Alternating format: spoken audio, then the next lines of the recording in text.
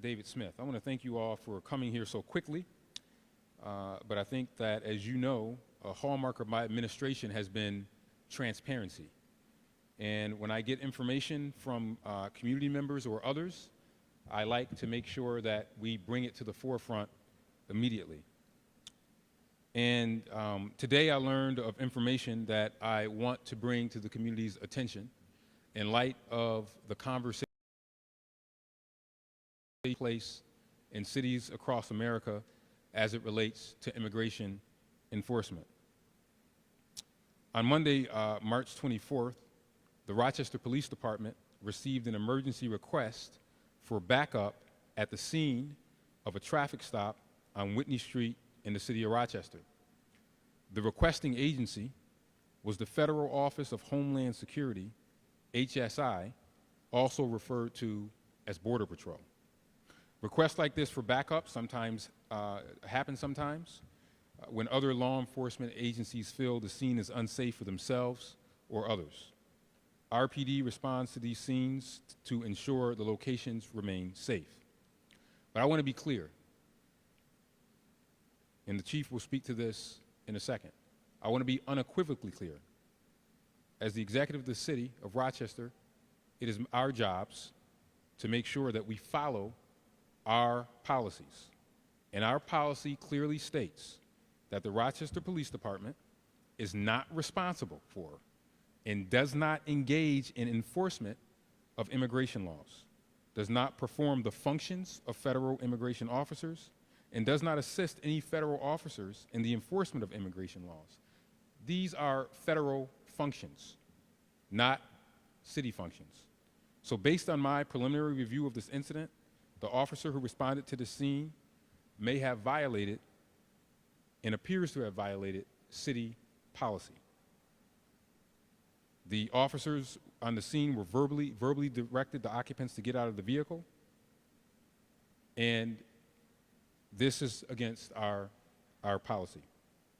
I learned of this incident from a community member who called my office. I then called the chief to have him look into this matter, and I'm thankful for the community member who brought this to our attention. But I just want to reiterate, this will be under investigation. I'll turn this over to the chief in a second, but our policy is clear. Our policy is crystal clear. City police officers do not help or participate in federal immigration activities. Every RPT officer, I've instructed the chief to make sure that every RPD officer receive more training on General Order 502 to ensure that all members are fully aware and fully understand this policy. Obviously, this is new information. This just happened, but I wanted to make sure that we put this information out in the public, because I'm sure that there will be talk in the community of people who may have witnessed this and seen this. I want to thank the community member that came forward. As you know, the mayor's office gets tips and phone calls all the time, and I think that it is a reflection of my office's constituent services in which people know they can call us. And this was just a community member that called us and wanted us to look into it.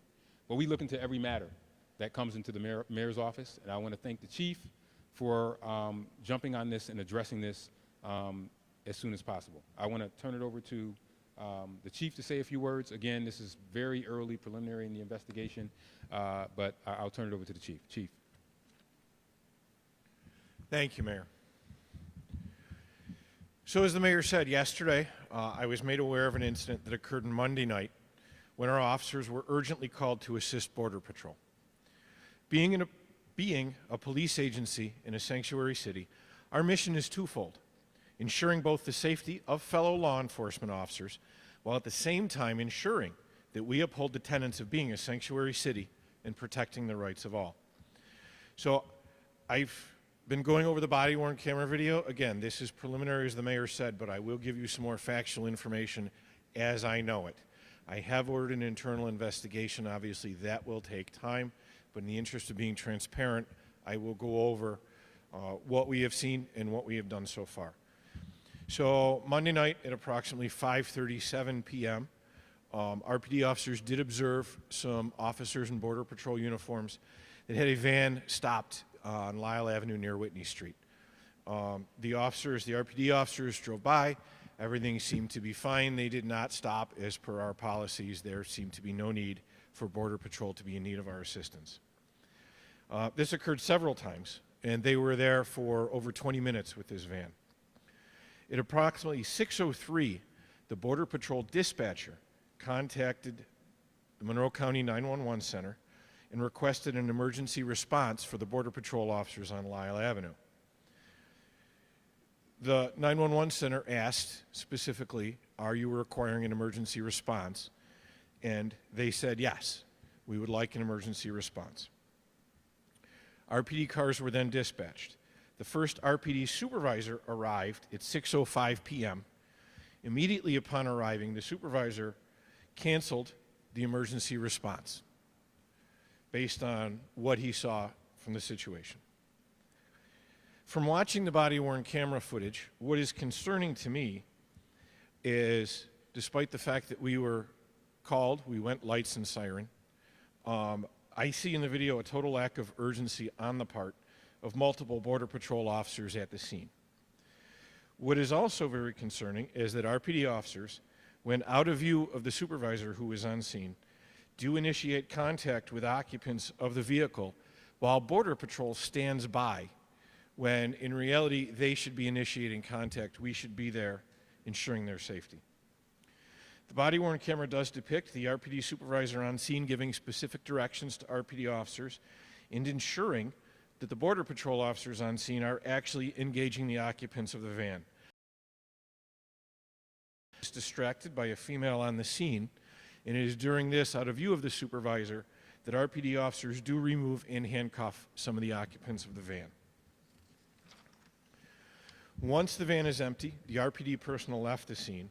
As a result, I do not know the final outcome of those who were detained. I have reached out to Border Patrol today. I'm awaiting their response. So again, I don't know the identity of those folks. Again, as our policy, we respond and assist, and then we leave. So their names, their disposition, none of that was obtained. I intend to follow up on that tomorrow. So what they were wanted for, if it is possible that there was criminal warrants, I don't know. I can say based on what I saw in the video, there was no immediate criminal activity that we would have needed to address. The night after the incident, the lieutenant who was in charge actually debriefed all of his personnel, in fact his entire command, on the situation and provided remedial training on our policies. He did this on his own. I actually have here, besides doing it verbally, he sent an email out, and I am going to read it simply because this does reiterate our policy, which I'm sure a lot of you may have questions on. So kind of two things at once here. Again, this is from the lieutenant directed to his subordinates. Yesterday, we were called to assist with Border Patrol on a traffic stop. Since we are a sanctuary city, we are very limited on what we do. Yesterday, the occupants refused to exit the vehicle. We were able to voluntarily get them to open the door, which the body-worn camera does say. Once that was completed, our job was done. If this happens again, we are not to remove people from vehicles. We are not to be handcuffing subjects. We are not to be doing pat frisks on subjects. And we are absolutely not going to be detaining them or putting them into our cars. Please make sure you have your body-worn cameras on at all times, from the time you exit the car to the time you get back in your car. The only time we will ever take any type of law enforcement action is for officer safety issues or exigent circumstances. And again, that was done the day after the incident. Since I have become aware of it, these officers, before they return to the road, are also going to receive additional training through the professional development section, even though it was already done, just to be certain. All of the sections will also be receiving additional training from the professional development section. In addition, the professional standards section will be conducting an incident review as per department policy. As chief, I am committed to ensuring the safety and protecting the rights of those in our community. Although we have policies and procedures in place, we are not perfect. We ask for patience as we strive to provide the police services that our community deserves. And I would like to reiterate, none of the officers will be back on patrol duty until the training is completed, which will be done in the next 48 to 72 hours, depending on their schedules. Thank you. I'm going to have Councilmember Melendez say a few words. I wanted to make sure that council was in the loop on this immediately, and I'll have Councilman Melendez say a few words, and then we'll take any questions that we might be able to answer. But again, remember, this is like a ton of questions right now. Mr. President. Thank you, Mayor. Thank you, Chief, for swift action.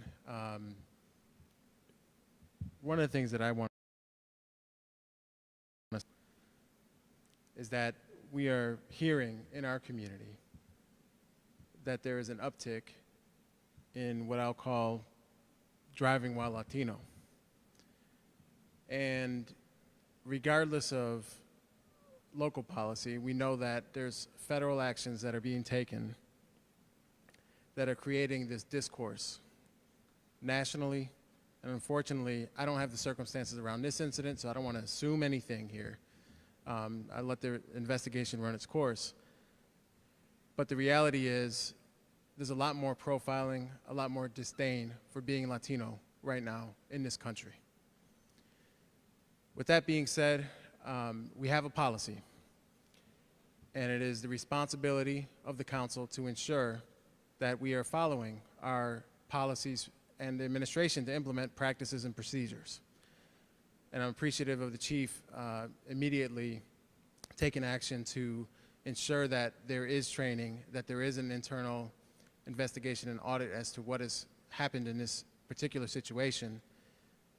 However, I think that my message to the community is, if you do see something, please make sure that you are informing City Council, the Mayor's Office of Constituent Services, the Mayor himself, because we have a policy and we mean it.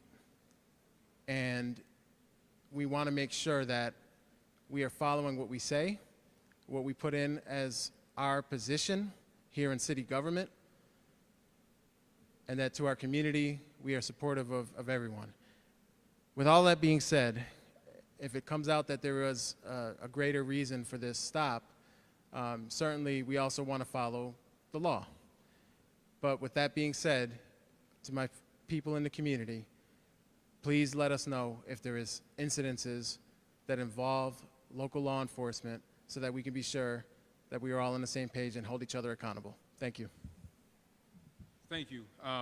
So this is, I think, also an example of, to the council president's point, of individuals reaching out to the mayor's office when they see things. And in this community, I will tell you, since I've been in office, has just been excellent in terms of keeping us informed, be it turning somebody in who may have participated in violence or calling in about a drug house or incidents like this. So I hope that the community will continue to reach out to us and know that we will take action on them. Before I open it up for questions, this has been a very busy news week.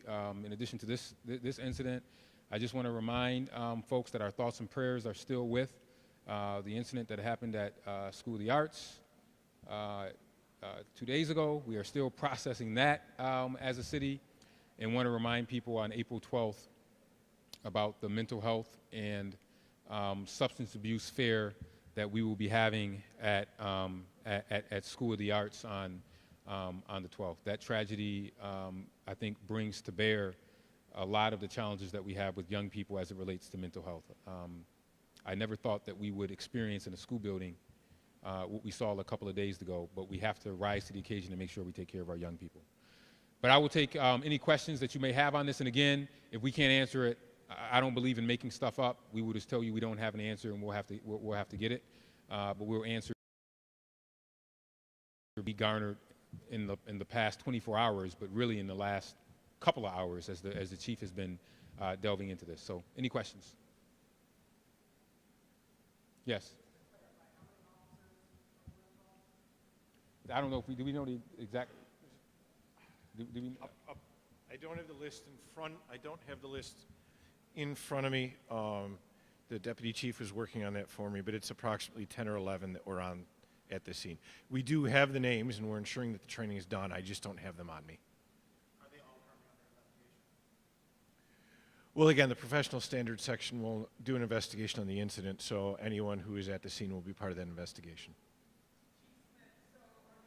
Hold on, 1 second. Gino, and then there. Yeah, I'm sorry. I'm trying to do in which people put their hands up. Go ahead. One question, and then I'll go to her and back. Your question. So there were multiple people in the van, approximately 8. I haven't had time to review the footage to get a count of the folks that were in the van. And again, I'm trying to follow up with Border Patrol on that. I saw, again, just from cursory review, I believe 2 people were handcuffed, but I'm not going to say that's 100% because I want to go back and look at the video some more. Let's make sure we have the. Yep. Yeah, I want to make sure that if you have any specific questions, that we have the exact answer. I don't want to guess. I want to make sure that we have correct answers on any of those. Marcia, and then I'll go back to anybody else, and then Gino, I'll come back to you for one more and back over there. Go ahead.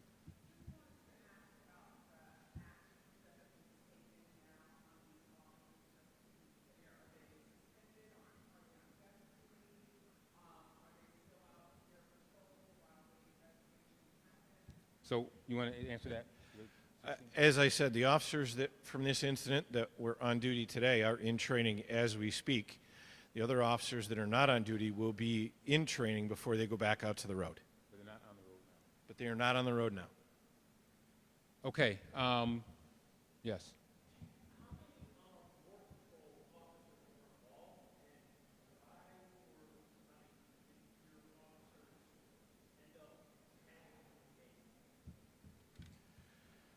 Well, again, good questions, and those are the questions in my mind. I said as I watched the body-worn camera footage, I don't have an exact count. I would like to get that from Border Patrol. I saw between 4 and 6, either Border Patrol officers or folks wearing HSI identification on them. That is exactly my question is they should have been there first and forefront. My officers should have ensured their safety and nothing more, and somehow that paradigm was shifted. So, and again, a lot of these questions will have to come out with the investigation. This is extremely hot off the press, so we don't have all the Yeah. So let's say that in this circumstance, the investigation was done, it found that the officers involved were aware of the city policy of the sanctuary city, still chose to aid Border Patrol in what they were doing, and did so knowing the policy of the city because they wanted to do it. What is the penalty? I mean, what is the response the department has to deal with officers? Because I don't think this is going to be the last time that happens. Right. I think that we will have to determine that after we get to the investigation, and then we will obviously have to met out the penalty based upon the investigation. But to do conjecture or what ifs, it's just too early to know that. Mr. Finkelstein.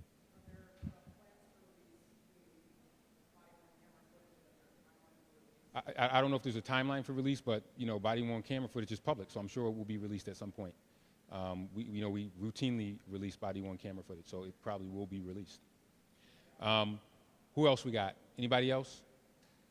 Well, thank you all for, first off, thank you all for assembling so quickly. Now, I tried to get you here close to 5 o'clock as possible because we have I know some of you guys may have to go back and then come back. We'll send another crew, but we have our diabetes awareness event that starts at, is that 5 o'clock? 6 o'clock. 6 o'clock here, so you got some time to come back for that. But I really do appreciate you all assembling so quickly to come back. I know it was very last minute, but that's just how I roll. When I get information, I like to be able to put it out in real time, and that was the attempt to be able to do this here. As soon as I get it, I want to make sure I get it out because I'm sure that there were people that may have saw something like this individual that called my office, so we wanted to make sure that we were proactive. So I thank you all for your time and your patience. Thank you, everybody.